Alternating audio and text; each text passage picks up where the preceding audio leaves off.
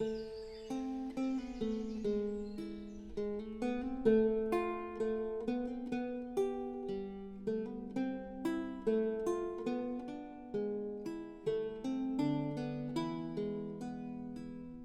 Quakers possessed a set of attitudes which fit later textbook definitions of American democracy. In The Americans, a Colonial Experience, Daniel J. Borstein examines the belief system of the earliest English colonists as forming the foundations of the American experience. In the Quakers, he finds a set of core beliefs or traits, including belief in the equality of all men, tolerance, believing in the essential good of all men, and a general informality in dress, language, and opposition to ceremoniousness of all kinds. Borstein sees these Quaker values as continuing to resonate in modern American culture. In the year 1700, James Whitehall, a Quaker from the village of Lichfield in Suffolk, England, arrived in Philadelphia with his wife Hannah. The Whitehalls purchased just over 400 prime acres of land just across the river in the Jerseys, known as the Redbank Plantation. And over the next 2 generations, the Whitehall family would prosper at Redbank.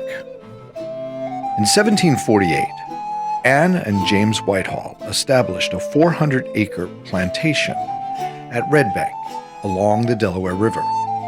James was a successful entrepreneur who transformed his home into a bustling center of business. The Whitehalls enjoyed financial success as evidenced by the design and scale of their house.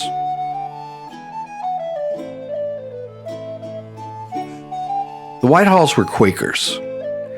As Quakers, the family attempted to follow their peaceful traditions by maintaining a neutral stance towards the conflict between the American colonies and the British government.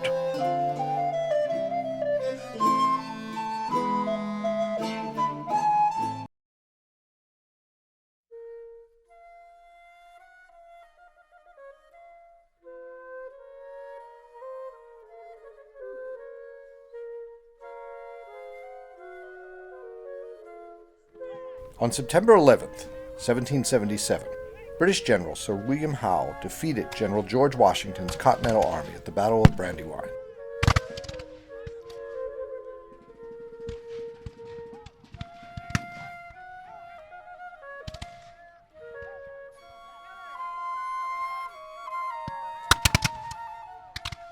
And British forces numbering some 12,000 men occupied Philadelphia.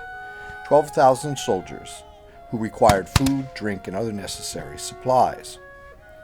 But British supply ships, anchored at the mouth of the Delaware River, were blocked from approaching the city. The upper Delaware was protected by Fort Mifflin on the Pennsylvania side and Fort Mercer on the New Jersey side. Mifflin was a partially completed stone fort.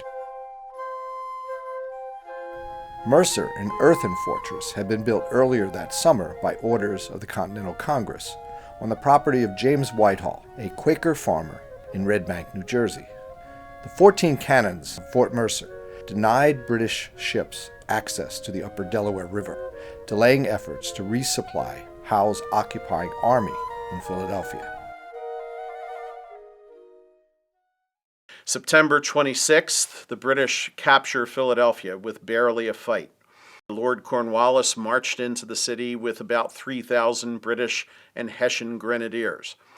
Philadelphia had no land defenses. The only defenses that it had were down here on the Delaware River. One of them was the fort at Redbank, also called Fort Mercer. Across the river was Fort Mifflin. And in between the two forts were rows of huge timbers with iron spikes on them, what were called chevaux de frise. They are deliberately designed to force ships to sail through specific channels, and they would be under the guns of these two forts. So the British fleet could not get up to Philadelphia. The British fleet was down at Chester. So the actual number of mouths to feed, we think, is around 25,000 British and Hessian personnel, plus 25,000 civilians. That's 50,000 people a day. So The British find themselves in a noose, and these two forts on the Delaware River are the key. And if the Americans can hold those two forts, they might very well force the British to evacuate. And that's the situation that you have in October of 1777 when the battle at Fort Mercer takes place.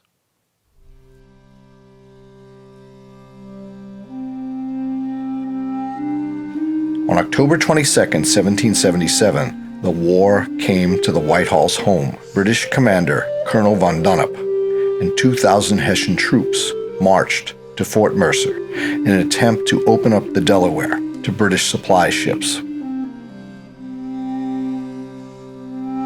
The fort was defended by the Rhode Island 1st and 2nd Regiments, totaling fewer than 500 men, including African Americans and Native Americans. Under the command of Colonel Christopher Greene, the Continental forces successfully turned back the assault. The Battle of Redbank is significant in a number of ways, and it offers a unique window into colonial society at the time of the Revolution. For example, the valor of former African slaves in defending the fort led the Rhode Island legislature to offer freedom to any enslaved man who would enlist and fight in the regiment. African American and Native American soldiers of the Rhode Island Regiment would fight as part of the Continental Army through to the end of the war in 1783.